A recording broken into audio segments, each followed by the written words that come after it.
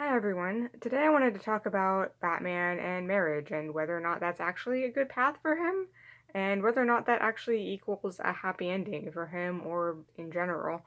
So I wanted to make this video because I recently watched The Dark Knight Rises for the first time and I have some thoughts about the ending of that movie and I wanted to share those, but also in the wider context of how this sort of thing is handled in Batman media in general, and handle how it's handled in the comics in particular.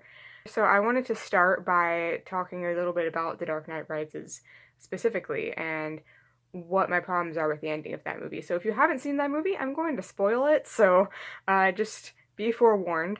So the way that movie ends is that Bruce supposedly dies, but it turns out that he actually had faked his death because there was an autopilot on the plane that he was piloting, which they thought didn't have an autopilot, but it turned out it actually did, and they found out after the fact that it actually did, so he probably survived.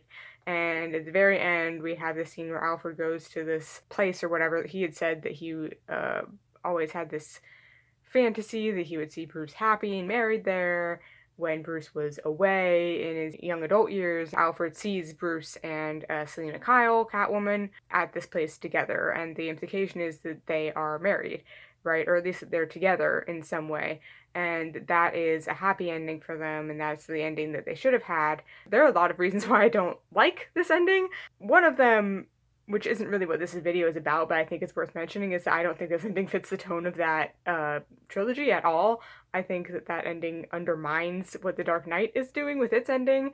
I think it would have been better if Batman had just stayed dead. Honestly, I think that's kind of what this version of Batman deserved. I don't think this version of Batman earned a happy ending. He didn't actually grow or change enough to actually deserve that. So, and it just kind of undermines the whole noir feel that the Dark Knight had, and I really don't appreciate that. I also have issues with it because I just don't buy that Bruce and Selina would be together like that. I don't buy their relationship enough to be willing to be happy for them in this situation. We barely really see them together. I don't really get the sense that they know each other all that well, honestly, by the end of the movie. I don't really feel the chemistry between them enough. There's just not enough there for me to get invested in that relationship or to be happy that they're together. And don't get me wrong, I love Batman and Catwoman together when it's done well, but this just was so rushed and didn't feel like it had enough time to actually develop into something real and meaningful. The main reason why I don't like this ending is because it implies that the only way he can have a happy ending is both not being Batman and also that he's married to a woman, that he's living this like heterosexual fantasy, and that's the key to happiness here, right? And Alfred believes that, and I feel like honestly the audience is supposed to believe that and buy into that and assume that just because Bruce is with Selina, he must be happy, right? And I have many problems with that. It really it feeds into compulsory heterosexuality, which we'll talk a little bit more about later. But I also feel like it's just not a great ending anyway because of the implications inherent in that, and also because of the fact that Alfred is just assuming that Bruce would be happy like that, and that I feel like the movie is ultimately in favor of that position, but I don't love the fact that Alfred seems to just assume that that is what happiness should look like for Bruce, when that's not what happiness looks like for everybody.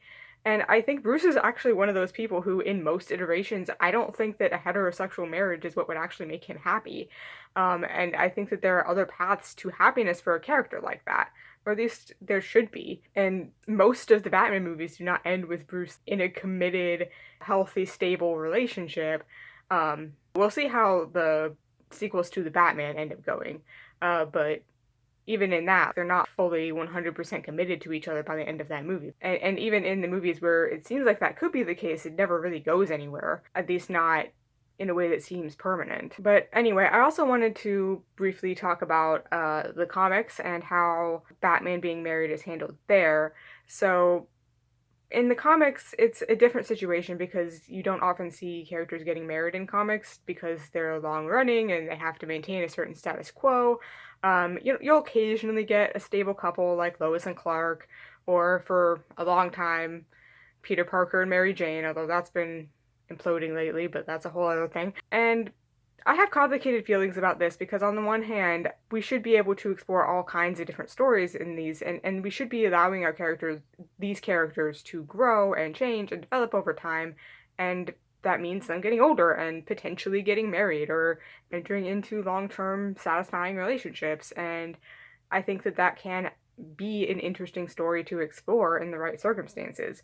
But at the same time, sometimes the way that people talk about that, it seems like they're implying that marriage is the same thing as happiness, and that these characters not being married means that they can't be happy, or that if they were married, that would mean that they are happy, and that by not allowing these characters to get married, writers are not allowing them to be happy. And I don't think those have to be the same thing. They can be connected for some people, but that's not always the case. And there are other ways for characters to grow and develop and mature that don't have to involve getting married. But I also understand the frustration with the fact that that growth is not being allowed to happen more generally. And I think that's really the crux of the issue that people are getting to when they're talking about this, is that these characters aren't allowed to grow and develop and change. And marriage is just one of the things that is not allowed to happen because of the fear of it being too boring or the fear of it having an ending. Because we've been so conditioned to feel like marriage is an ending. That marriage is the thing that you are moving towards, that you are striving towards, that you should want as your happily ever after.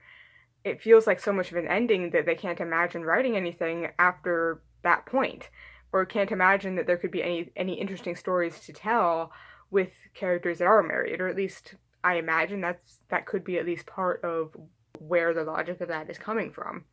Because people can absolutely grow and change even once they're married. It's not like people just stagnate as soon as they get married. It's not like you get married and suddenly it's like, no more growth for you. You can't continue to change. You're no longer a person that can actually develop. That's not how that works.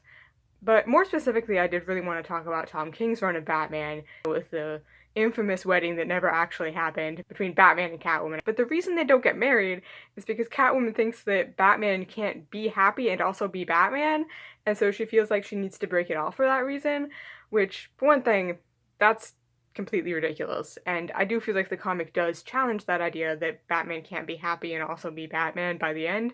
So I feel like that is sufficiently challenged to the point where I'm like, fine, but I would have preferred that it didn't go on so long with us making that assumption, but, whatever. That I can deal with.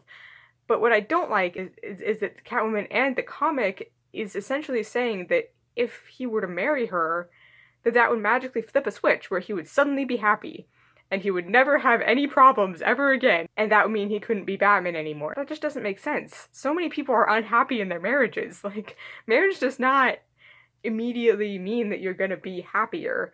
And it shows just such a lack of imagination of what happiness can look like and what that can mean. You can find happiness in so many other ways and in so many other types of relationships even.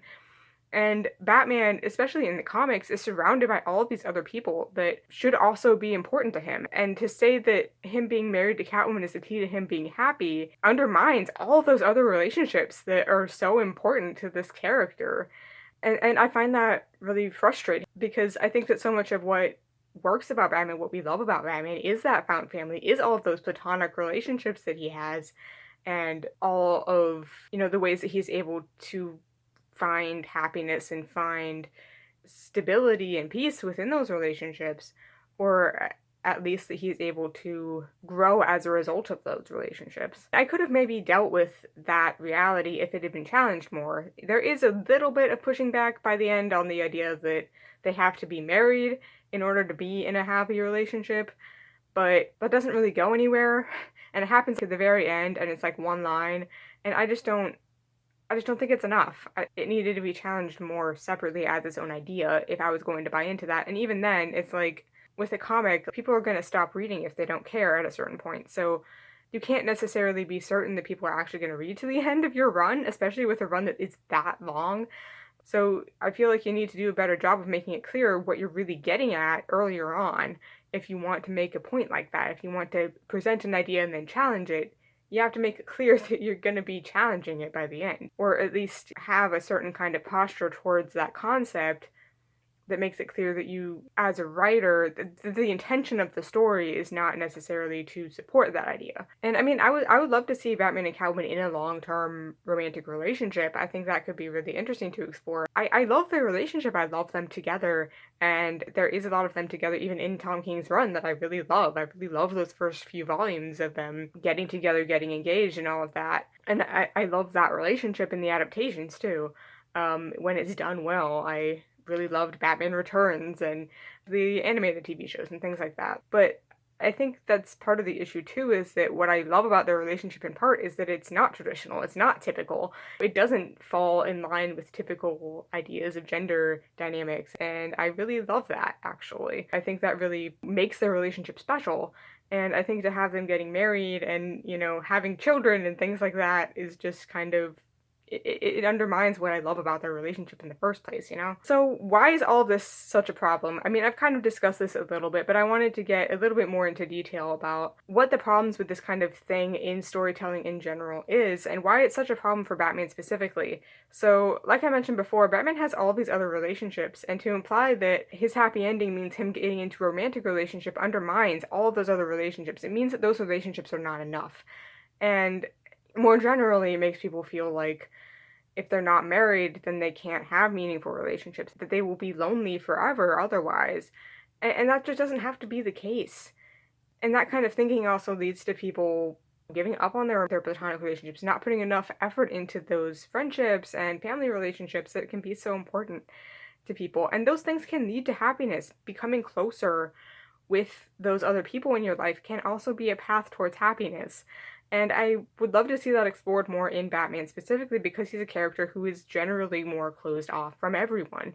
If he's not happy, it's probably in part because he's not very good at being open and honest with the people that he's close with already. Those people who he has platonic relationships with. People like Alfred or whatever Robin we happen to be dealing with at the moment, or whoever else within the Bat family, right? Those relationships and improving and deepening those relationships can be a valid path to happiness, and I just wish that was explored more. There is one adaptation that I do feel actually explores this pretty well, and to be fair, I haven't read all the comics. There might be other comics that have also explored this idea, but I did want to talk briefly about Lego Batman, because in that movie, it is all about him actually just deepening the platonic relationships with the people that are already in his life, or learning how to develop strong platonic relationships with other people.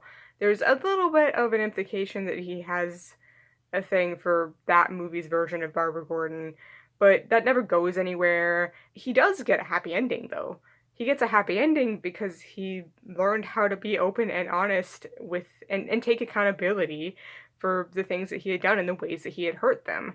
And that was what happiness looked like in that movie, and I really love that. I think that that is what I would like to see more of when it comes to what a happy ending should look like for this character. I mean, it's also just a great movie to begin with. It was one of my introductions to Batman, so I do have kind of a soft spot for it, but I still think that the way that it presents what a happy ending can look like is actually really meaningful and important, and I love that it took that direction. I also think another way that you can explore this kind of idea is, why does Batman have to be depressed and sad in the first place? Especially in earlier versions of Batman, he wasn't necessarily that angsty. He hasn't always been like that, so why not bring back the idea that he's just happy in the first place, which I think is what Batman Win Family Adventures, the webtoon, has been doing, is that presents a version of Batman that is well adjusted, that does have deep and meaningful relationships with the people in his life. And yeah, Catwoman is in there, but she's not that significant.